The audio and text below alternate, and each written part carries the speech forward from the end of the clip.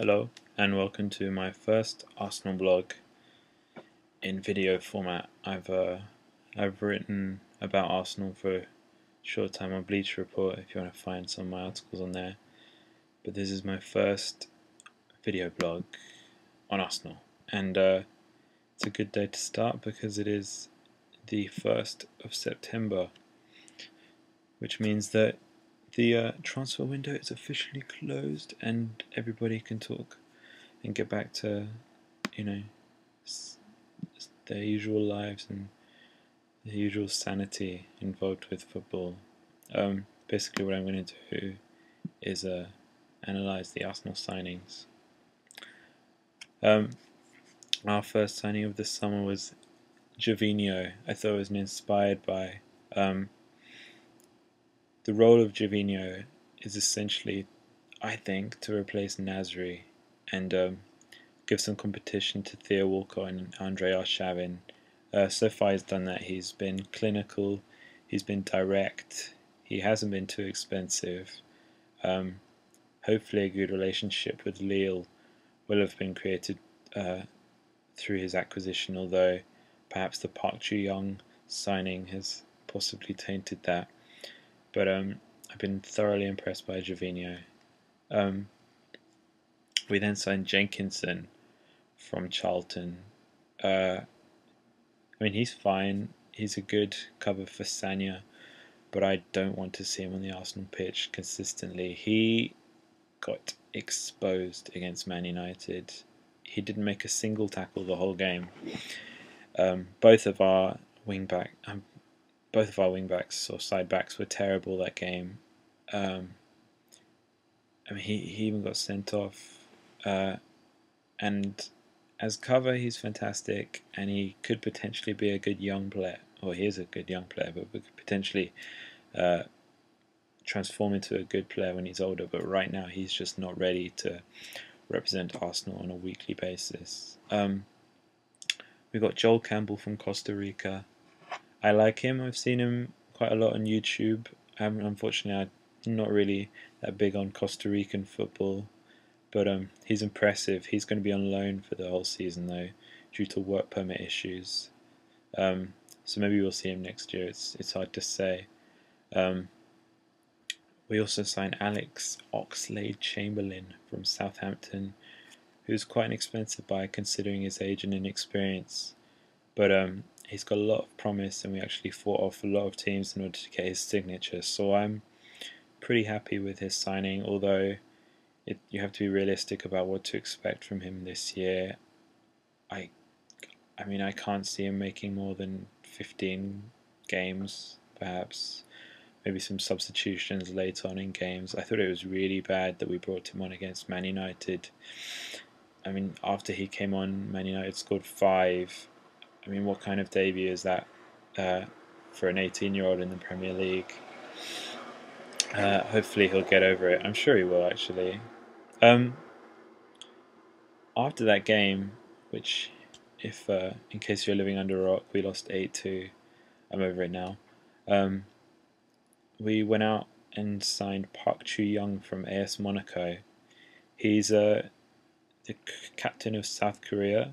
He's a forward, but more of a creative forward rather than your typical,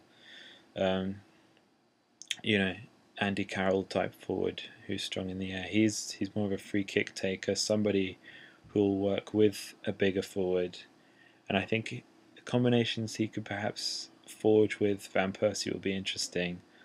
I think, though, because of Van Persie's injury track record and the unconvincing form of Marouane Chamakh, he will have to be used this season. His goal scoring record at Monaco is not bad, but not particularly sensational. So he's hoping he can forge a good relationship with the team and hopefully knock in a few for us.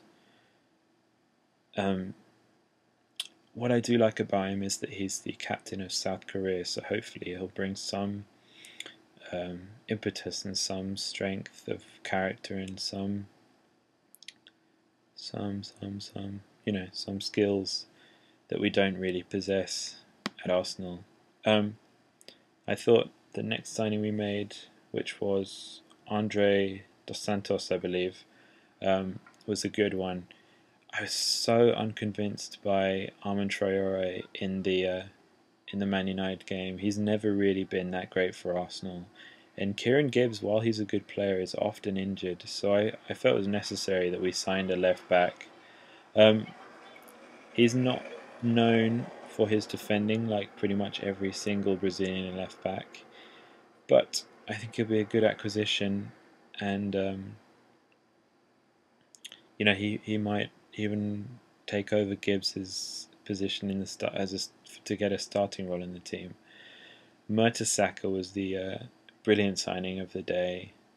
I believe it was yesterday, for Arsenal. For a long time, we've been crying out for somebody of his nature, someone who's tall, who's commanding, who's not necessarily the speediest player, but somebody who can,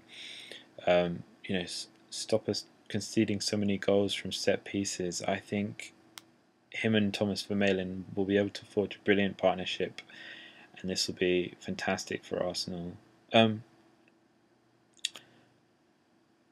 After that, I thought it could be the end of the signings for us, but we actually signed two more players. We got Yossi Benayoun from Chelsea, who was a big goal scorer at Liverpool, although he didn't really find his form so much at Chelsea. I think perhaps he will be able to find some form at Arsenal, though I think I can definitely see him being on the bench as he was at Chelsea. In fact, I don't know if he even made the bench at Chelsea, but I think he's a good player to have in reserve. Rather than bringing on guys like Henry Lansbury, it's good to have somebody who again is a captain of his national team and can bring some more experience, some more Premiership know-how, and he's got a good skill set as well. The interesting signing that Arsenal made yesterday is Mikel Arteta right at the end of the transfer window. Of course, nobody can replace Cesc Fabregas, but he is going to be the guy who's going to try his best to do so. I mean, I like Arteta. He's been somewhat out of form lately, but in the last couple of years, if you look at his assists and goal ratios, but I think with the type of players around him that Arsenal have, I think he'll be able to, be really prodigious for us. He's not a sort of Cesc Fabregas replacement. He's older. He's not as good as Fabregas, obviously, but I mean, who is as good as Cesc Fabregas that would have been available to us? I think, as somebody who can be there for Arsenal in the next couple of years while Wenger is searching for that next Fabregas type player, or perhaps while he's waiting until Wilshere can be that next Fabregas. I mean, type player. He's a good signing, and 10 million isn't bad for him either. It's great as well that there's two more players that have emerged for Arsenal that weren't really such big figures last season. The first is, of course, Ryo Miyachi, who was on loan in the Dutch league and now has his work permit and can play here. I'm really looking forward to seeing what kind of impact he can bring off the bench, whether it'll be similar to that which Walcott used to give us when he was younger. He is a speed demon, and I'm really looking forward to it. Frimpong is a good player as well. He's probably the biggest Arsenal supporter in the whole squad. I love his enthusiasm. I think he's somebody who we can confidently rely on to give us cover for Song, who who needs the cover. We were looking at Villa, and I thought we should have got somebody like him or some defensive midfielder, but obviously Arsene Wenger has put his faith in Frimpong. We did a few loan deals outwards of Arsenal, and the most interesting one I thought is that of Nicholas Bentner going to Sunderland. He's a good player. I mean, his ability in the air is fantastic, and I think he can get a lot of goals for Sunderland if they try and utilise that, he can perhaps build up a good partnership with Asamoah Gyan, and who knows, his transfer value could increase exponentially as a result of that deal. Whether or not we're planning to sell him when he comes back, or whether or not we're going to try and force him into the Arsenal team, I don't know. It's a bit unfortunate the way he left with Maro and Shamak as opposed to Nicholas Bentner, but you know, Marouane is just going to have to get his confidence back. Fingers crossed. The other piece of interesting information that I'd like to talk about, and the last piece of information, is Gary Cahill. Nobody signed Gary Cahill yesterday. His contract runs out next summer, which means that clubs can start talking to him in January without going through Bolton. This is massive, massive.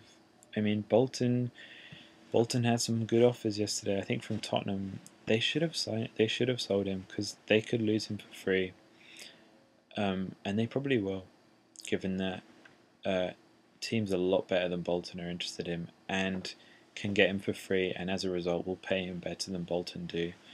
I think they've shot themselves in the foot. I'd love to see Arsenal trying to get in there in January, but you know, again, fingers crossed. And that's my video blog. Thank you.